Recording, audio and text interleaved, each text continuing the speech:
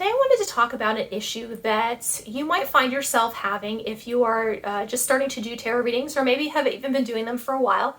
You'll get a client that comes in and sort of expects you to do something that is outside of your current skill set and abilities, right?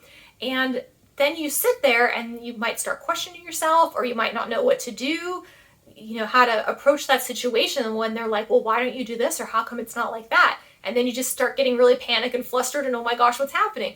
So if you've never experienced this before or are not sure how to deal with it, I'm going to give you some advice, and I'm going to also kind of tell you how I approach this issue when I'm doing tarot readings in order to kind of prevent it ahead of time. So the first thing that I would say is that every tarot reader is going to be different. And that is actually a really cool thing, because even though we have the same kind of general abilities, we all add different things in. Our specifics of how we work are different. Some people might be mediums, some people might channel stuff, some people might have guides they talk to, some people might use different parts of their intuition to help them with the card readings. It might just be more than about the cards. And depending what level you're at, what skill set you're at, and what abilities you've developed, you're going to be in a different range than everyone else. And the great thing about that for clients and people that want to see you for readings is they have options. So they can choose somebody that works best for them. Maybe somebody needs like names, dates, numbers, things like that in order to feel, secure and good about the reading. Maybe somebody needs just a general reading that will kind of move their energy in a way where they can open up the path like on their own. Like what you say will open up the path for them to kind of do the work. There are so many different types out there, and so it's really important to let people know that there's more than one way of doing tarot reading. The way that I generally circumnavigate this in my business is I usually kind of do a little check-in up front before I start my reading, especially if it's with a new client. I always ask them after I say hello and introduce myself and get to meet them a little. I ask them if they had a tarot reading before, or if they have any experience with it, or kind of know anything about tarot readings. Because what this is I'm establishing their baseline of what they expect and where they're at. So if they've never had a reading before, I'm going to treat them a lot differently than somebody who's had a lot of readings. I'm not going to have to explain as much, right?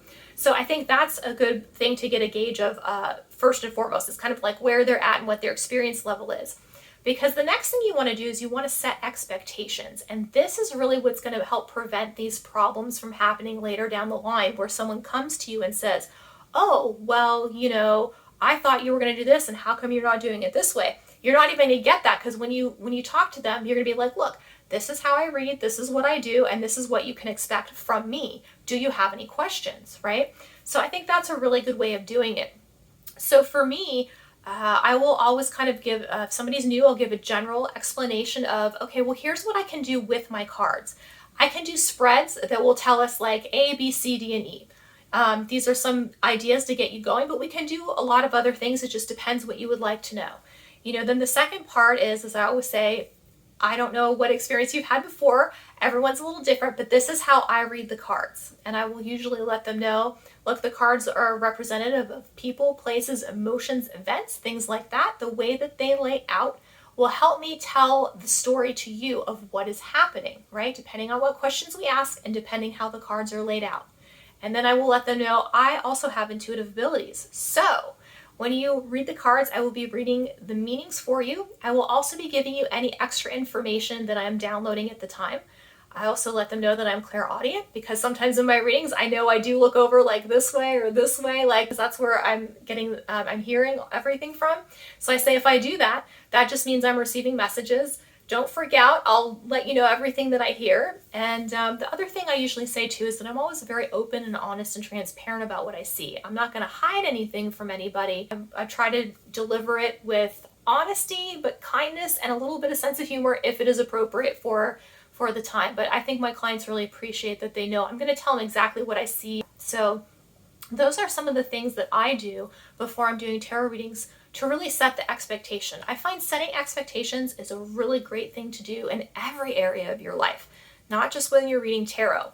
It's kind of like giving somebody a little consultation and letting them know, like, before you get started on any service, whether it's a doctor, whether it's a hairdresser, whether it's a therapist, if it's a tarot reader, if it's a life coach, if it's, an employer even, like whoever it is, it's really good to walk in there and be like, look, this is what I need. Can you do that? Or this is what you can expect from me.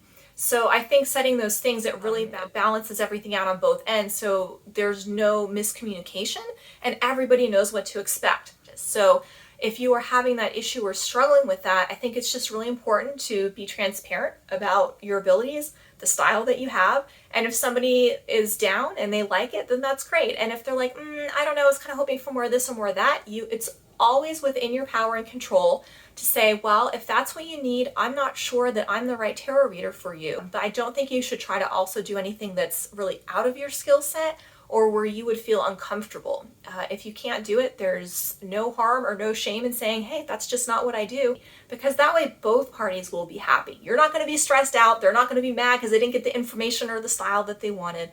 And I think that's perfectly acceptable. But I also think that it's not an option that's really discussed either. So hopefully if you encounter this situation, that these will be some helpful tips for you in order to be able to correct it and really take control and take your power back in that reading, because you are the one that's in charge. You are the one that's steering everything, and they're just telling you what they need. So if that's, hopefully that was helpful. If you have any other questions about this or you'd like to share an experience that you had, I would love to hear from you. Otherwise, thank you guys so much for watching and have an absolutely beautiful day.